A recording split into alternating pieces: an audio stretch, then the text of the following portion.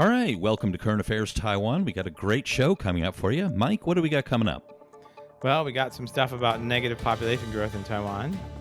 We have Sz-huai of the KMT party list apparently requesting classified data from the Ministry of Defense. We have some discussion of fake news and the cyber combat going on between Taiwan and China, and the KMT and the 1992 consensus again. And then we talk a little bit about Han Guoyer's recall and Confucianism, and we talk about Taiwan's response to coronavirus. Hope to see you here or sense your presence. Stay tuned for another great show.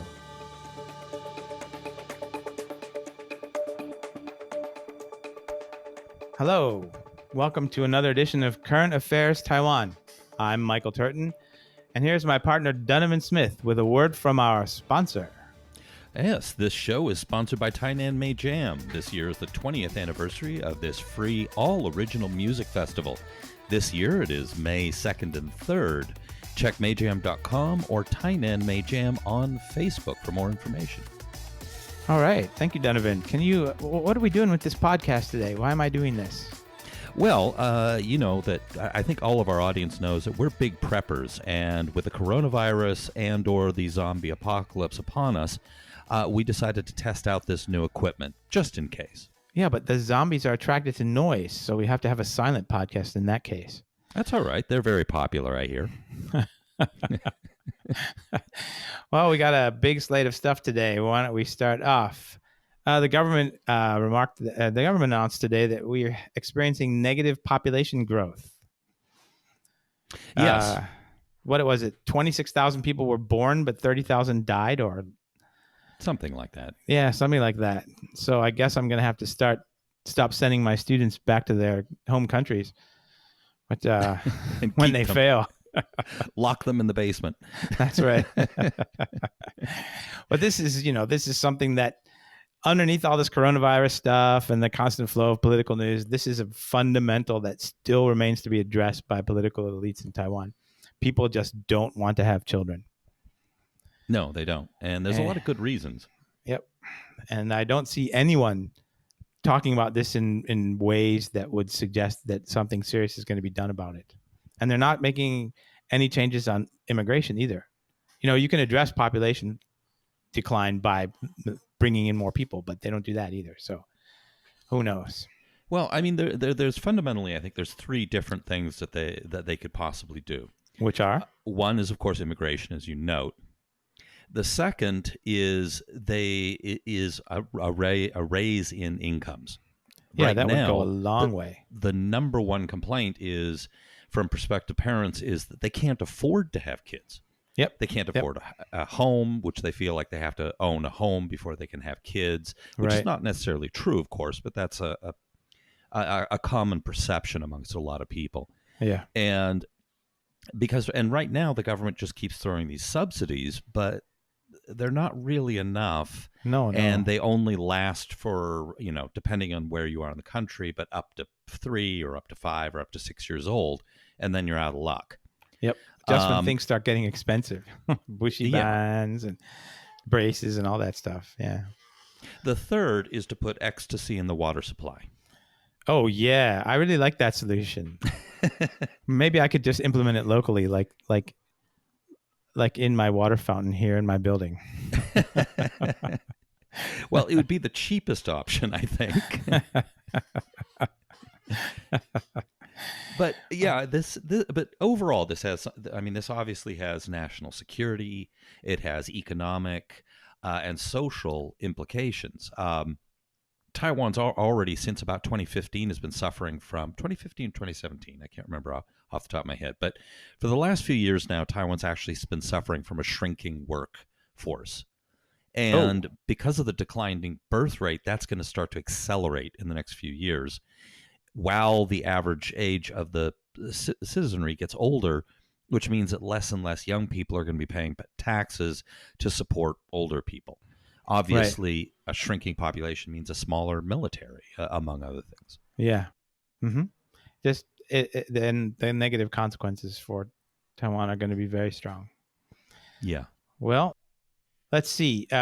During the election, the KMT's party list came out with a bunch of old fuddy-duddies And among them was the most fuddy-duddiest of them all, Sz-huai, who was a brigadier general who became infamous for what? What did he do? He showed up at a ceremony in Beijing.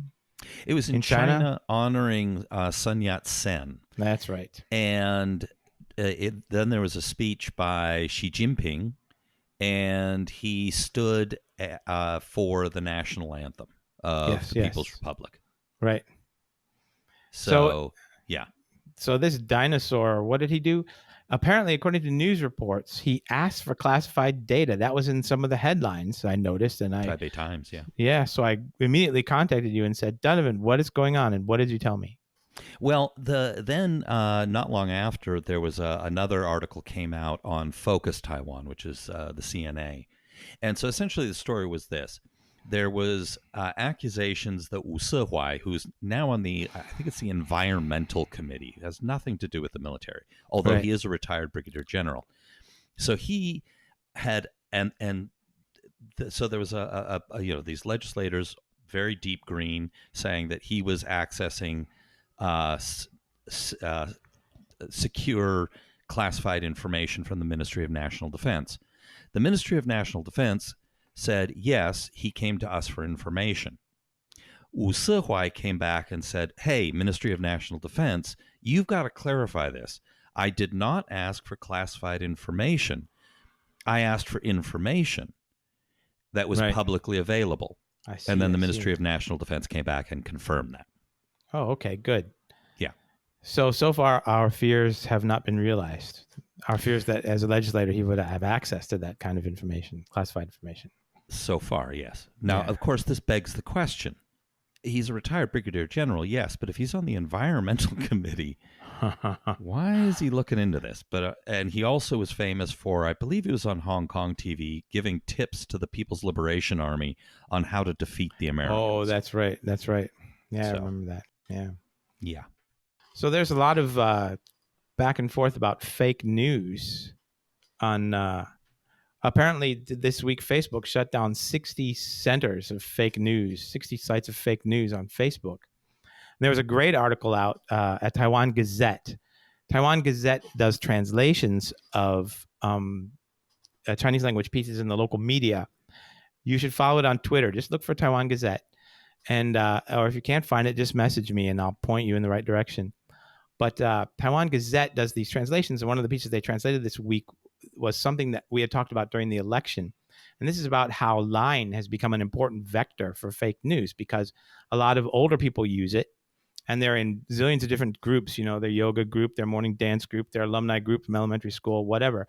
And all of those groups are saturated with fake news and memes and nonsense and people speaking on behalf of China. And this week, the Taiwan Gazette piece is about that use of lying, the importance of lying in this in this information environment.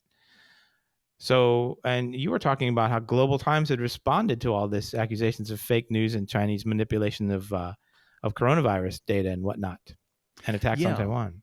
I haven't actually read that Gazette article yet, but I'd like to check that out. But yeah, I've actually personally encountered that where.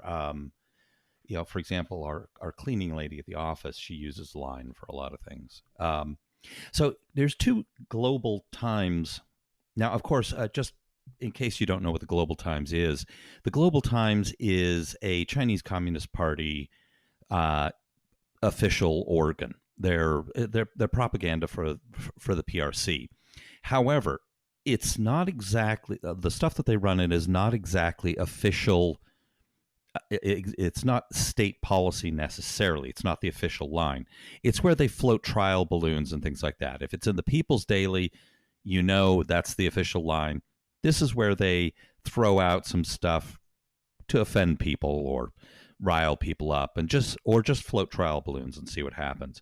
So the Global Times ran a couple of pieces within 4 days of each other. First one is cyber attack from Taiwan disguised as COVID-19 related files. And they say there's phishing emails have been coming out of Taiwan targeting China. And then it's a massive cyber attack on the mainland, on Chinese mainland, and steal secret information, said the insider. and the targets are government departments, medical facilities, and all this stuff. Anyway, Right. So the other one was fake online account claims Taiwan donated face masks to Japan amid COVID-19. Now, both of these things may actually be true. And in the case of the cyber attacks, I don't know about you, Mike, but frankly, considering all the bad behavior coming out of the PRC, I'm kind of hoping it's true. You know what it is, man? It's all these Chinese gangsters hiding out here in Taiwan, right? Yeah. I thought it was the other way around. We mutually cross-fertilize here. All in the name of cultural exchanges. That's right. They're all no doubt Matsu pilgrims. So speaking of cross-strait stuff, a friend of mine was on the shortwave the other day, and he heard the Chinese broadcast an attack on the KMT from China. And that, of course, that's the Chinese International Radio Station. That's a government mouthpiece. And so he and I were talking about this, trying to figure out what the heck could the target audience for this be? Because if it was the U.S. government, which listens to all this stuff, they could just contact the U.S. government directly and ask them, can you do something about the KMT? Can you reestablish relations with it? But it's hard to imagine because I understand in China, shortwave is heavily regulated and not many people will be listening to it. So who could they be targeting here? It's a question that I hope maybe someone can give us a suggestion on or whatever. My guess is Sz-huai, because I don't think he's figured out how to use the intertubes yet. No, they just line him.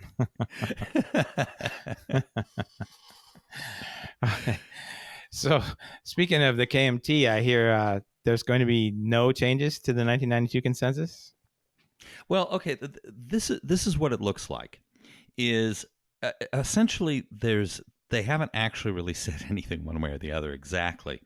But Johnny Chang, the new chair, has come out and said something basically along the lines of, we need to have something that has the spirit of cooperation and compromise, and essentially something basically that is the 92 consensus, but maybe or maybe not called the 92 consensus. Right. So he's going to be convening a group of people. They're going to discuss it and then come out with a proposal. So basically, they're going to look into it. Yeah, but Xi Jinping has killed this when he equated 1992 consensus with one country, two systems, which made it toxic. And so they've also come out and said that the 92 consensus is the only basis for communicating with the PRC. Huh. So I don't understand, where's the wiggle room? There's none. Yeah. So maybe the Chinese are actually signaling that they're just going to cut the KMT loose. Well, as we talked about last week, there was that article in the Global Times, if you remember. Yeah, it was which said essentially that. Yeah. So it will be interesting to see whether they come back and talk to the DPP or whether they start talking to the Americans more, trying to get them to put pressure on the DPP or whatever. It will be very interesting to see what happens. Yeah. One never knows. Let's see. Well, Meanwhile, I'm just waiting for the head of the TAO to show up on the Brian show. The head of the Taiwan Affairs Office from China, huh? To show up on Brian's show, the Late Late Show here on YouTube in Taiwan. It's a great show. Yeah. It's a very popular show. And when I was teaching at the university, a lot of my students watched it. I thought it was hilarious. And there was a couple who used to send me links to shows they thought were really good, including the one where Miao declares independence. That was my favorite one. Mine too, actually. And they should, damn it. They've been so ill-treated by the KMT government. Yeah. Okay, so speaking of the KMT, Johnny Chiang this week was communicating with Han Kuo-Yu, the mayor of Kaohsiung, because Han Kuo-Yu's in a whole load of duty. All right, this is music to my ears. Tell me more. So the We Care, or basically the group, there's multiple groups that have come together. They got the signatures to launch a recall election against Han Kuo-Yu. They passed two stages. the first stage they passed a long time ago, and they've just finished the second one. They collected over 500,000 signatures. They submitted 400 and some odd thousand, and they have submitted those. And the head of the Central Election Commission nationally said that probably they're targeting a recall election will actually take place in the latter third of June. So right now they're just checking the signatures to make sure they're all legit. And then after the recall election, assuming Han is recalled, as I think many of us are thinking now, then they will have bet on it. I know, but I think a lot of people are thinking that. Yeah. Because and then if he's recalled, then they have another election. They just repeat the previous election that could put him in power.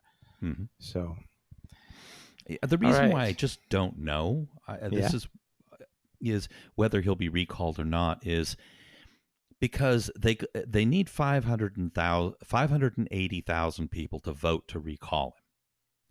Now, that's not necessarily insurmountable. They got over 500,000 people to put their signature to recall him. So it sounds like the number of people who are out there willing to vote to recall him exist. The big difference, though, between the signature drive and the actual recall election is that people have to get up off their butts and go down to a polling station to vote, whereas when you're giving the signature, they just showed up at the supermarket or wherever you were and said, sign here. Yeah, exactly. So there's a lot more work involved in going to vote for the recall. So at this point, I just honestly don't know whether it'll pass or not. I think the support is there. The question is, are they going to be motivated enough to go actually vote? That's the giant question. And not being in Kaohsiung, I don't know. Yeah, it's going to be hard to tell. Everyone has that problem of the blind man and the elephant. Well, in my district, my neighborhood. Right. But it's really hard to tell. Yeah. So in the U.S. this week, they passed the Taipei Act. Well, I think that was last week, actually, which is a sense of Congress act about relations with Taiwan. And this has been widely reported in the media, so I don't think we need to go over it too much. But a couple of things were noticed by sharp observers that you were talking to me about today. What is it about Clinton administration policy in there? Yeah, so there's two things that were picked up. One is that the language, now it originally came out of the Senate and then the House made some changes. This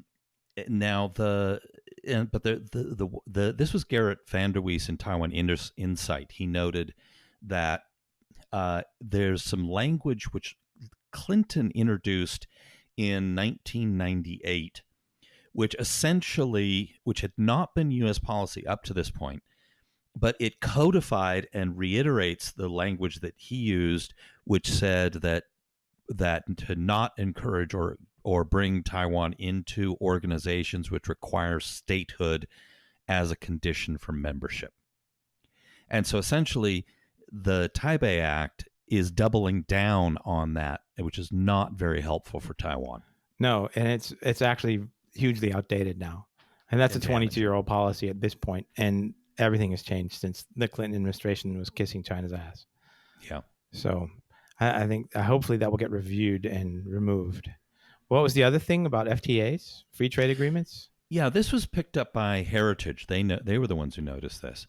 In the original version of the bill, there was explicit support to encourage the United States Trade Representative to begin negotiations to create a free trade deal with Taiwan, which would be good for Taiwan, would be good for the United States. They're very complementary economies, and this would dovetail really nicely with the Trump administration's moves to try and get the global supply chain less reliant on the People's Republic.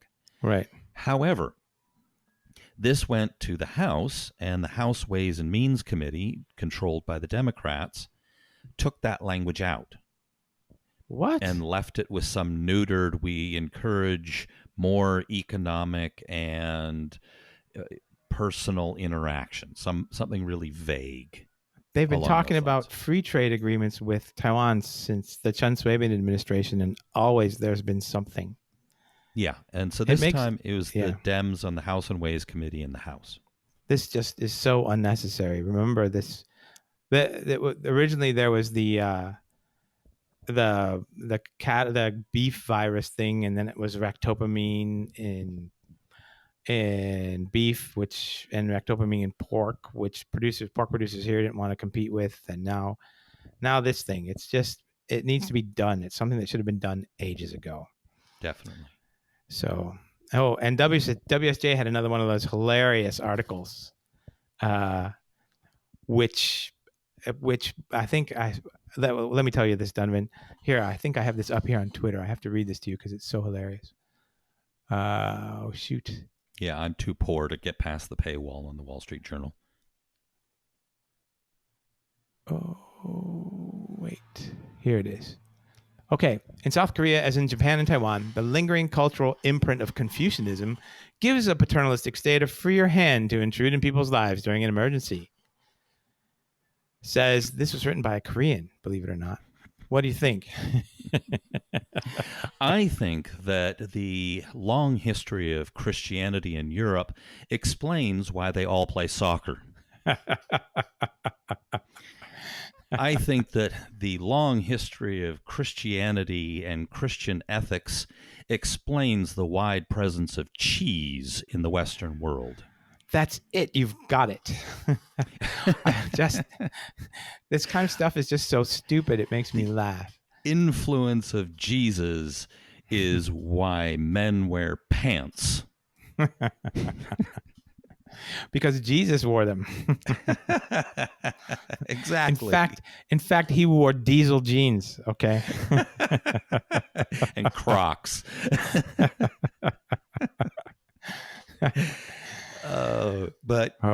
It's just complete nonsense. Confucianism, as you noted, is very, very paternalistic and quick. Which of the majorly impacted countries in the region with the coronavirus would you call paternalistic? Especially so. I think it's a big one over there. Yeah. Across that strait there. And you notice that when people talk about Confucian states, they almost never talk about Vietnam. Yeah, that's interesting, isn't it? And we've got, and Vietnam is actually Vietnam is actually fighting the virus fairly well. Yeah. So you've got Japan, Korea, Taiwan, Vietnam, and China, and all of them have vastly different responses to the virus. And they're using vastly different state apparatus. Everything is different. And here in Taiwan, the response is underpinned by democracy. The government is run by a technocrat, and they're letting the scientists run the show, unlike one of the great superpowers I could name. And the vice president is an epidemiologist. It's okay. The president of that superpower says he knows everything about viruses. Oh my God. And of course, our vice president-elect, who won't be sworn in for a couple more months, he's also a doctor. Yeah. So you've got a society where people actually think experts know something. It's so different here because people expect the government to do things, and they know that private business is just going to run it and make a huge profit and do nothing for the people, because that's what they do in their private lives when they run their own businesses. So they know this. So they expect the government to take it over. And the American idea that private business is better than government is absolutely insane. And this virus is showing it. I think it's going to show up very clearly. The question is, are we going to get Sandy Hook style reform? Or are we going to get actual reform when the virus runs its way through the U.S. health system? That's a good question. If only they would just copy Taiwan. But the made in another country, not made here syndrome is so powerful in the U.S. And they're so complacent and they believe they're the exceptions to everything. Well, that's something I picked up on in which I talked a little bit about in the news brief the other day. Did you see the comments by Terry Go? What did he say? This was interesting. I don't completely agree with him. He's kind of over the top, but he actually made an interesting point. He said that he was blasting the WHO for not allowing Taiwan into the WHO and WHA and all that. Sure. And he then also came. I'm sorry. Good politics. Yeah. For a man who's going to be run for president, right? And then he came out and he basically said, right now around the world, people are more likely to listen to Taiwan right now anyway than the WHO anyway. His point basically being that right now the way Taiwan is handling it is such a model. And the WHO, if you look at it, the WHO is not really doing much of a job of coordinating the world response at all. And Taiwan's doing far better than the WHO at handling this. So he was I don't think that the world's listening to Taiwan more than the WHO, but that was a little bit over the top. But I think he actually really has a good point there, is that I think countries around the world are much more likely to listen to Taiwan now and respect Taiwan's opinion than they would have been just 2 months ago. Yeah, I think you're right on that. Taiwan's people are complaining that it's not getting written up in the media, but I've seen quite a few articles on it in all sorts of all sorts of media. Every major publication, New York Times, Al Jazeera, Wall Street Journal, NBC, ABC, Business Insider, Deutsche Welles, and I've seen some others. Those are some of the biggest news outlets in the world, and they're all writing these. I remember CBS one just bluntly said Taiwan is the model for dealing with the coronavirus. But the other headlines were similarly complimentary. All right. So it's all over the place. Well, I think we've reached our stopping point. All right, remember to hit subscribe, and if you're on YouTube, click the bell. Or subscribe to us on your favorite podcast. We're in lots of different places. That's the fastest way to get the latest edition. And now, of course, we also post it up on report.tw, but some exciting news. The site's undergoing a bit of a revamp, so we look forward to that. All right, be sure to tune in next time. There's a lot going on in the news, so be sure to check in next week. I hope you enjoyed our podcast version today, folks, and hope to see or sense your presence if we do a podcast next week. All right. Have a good evening, folks. This has been brought to you by the Taiwan Report. For more content like this, become our patron at report.tw. 还有就是那个台湾狗啦，最喜欢我的台湾狗了。 Da da da da da da dum da da da dum da da da dum da da da da da dum da da da dum